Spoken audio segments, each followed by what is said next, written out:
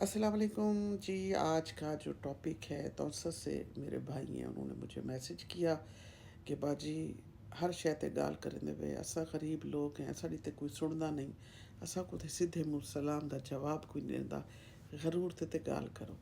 جناب اندے آکھے تو تے اج غرور دے ہوتے ذرا ایک منٹ کے لیے سوچئے۔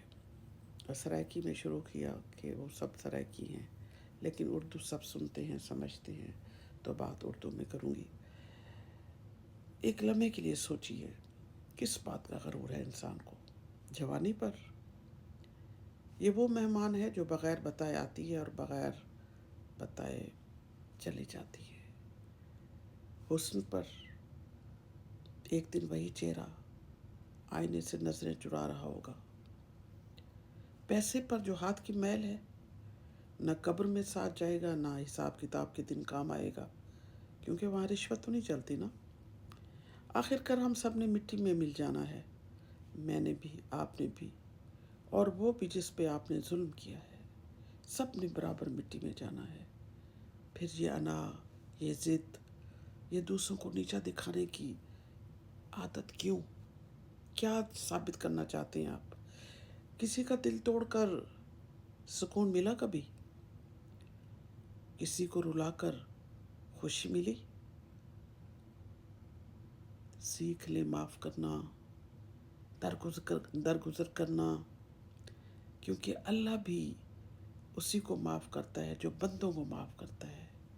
اللہ بھی ایسے معاف نہیں کرتا۔ 4 دن کی زندگی ہے، اس میں نفرت جمع کر کے کیا کریں گے؟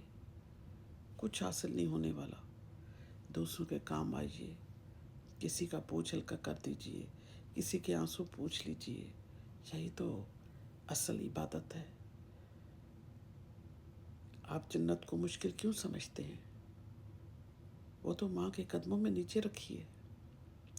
ذرا اس ماں کے پاس جا کر بیٹھ کر تو دیکھیں، اس کے ہاتھ تھام لیں، اس کے آنسوؤں میں بھی دعا ہے۔ ایک ماں جب روتے ہوئے اللہ سے مانگتی ہے نا، تو آسمان بھی خاموش ہو جاتا ہے۔ ماں جس کے اندر تکبر نہیں ہے، جو ہر لمحہ اپنی اولاد کے لیے ہاتھ اٹھا کے بیٹھی ہے، بچے جھٹک بھی دیں تو وہ نہیں بولتی، وہ غصہ بھی کر لیں تو اسے دکھ نہیں ہوتا۔ اس کے اندر اپنی اولاد کے لیے انا مر چکی ہوتی ہے، اس کی انا زندہ نہیں رہتی۔ پریشان ہیں آپ، ٹوٹ رہے ہیں، تو جائیے اس ماں کے قدموں میں بیٹھ جائیے جسے غرور نہیں ہے، جسے آپ کے لیے دعا کے لیے ہاتھ اٹھانے ہیں۔ تکبر، غرور، انا قتل کر دیجیے اسے۔ رمضان آ رہا ہے، غرور چھوڑ دیں، دل کو سافٹ کر لیں، نرم کر لیں، اور اللہ کے سامنے جھک جائیں، کیونکہ آخر ہم سب نے اسی مٹی میں جانا ہے۔ تو کیوں نہ ہم اپنے اللہ کو راضی کر کے جائیں، اللہ سے لو لگا لیں، اللہ سے بات کر لیں۔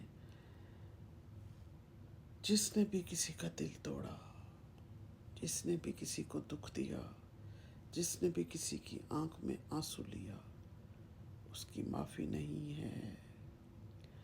ہم غرور میں اتنے ڈوبے ہوئے ہیں، میں کیوں بولوں، میں کیوں بات کروں، میں کیوں جھکوں؟ انا آڑے آ رہی ہے، انا جس نے ستیہ ناش پھیر دیا ہے۔ معافی مانگ لیجئے، سے سوری، سے تھینک یو کہنا سیکھ لیجئے۔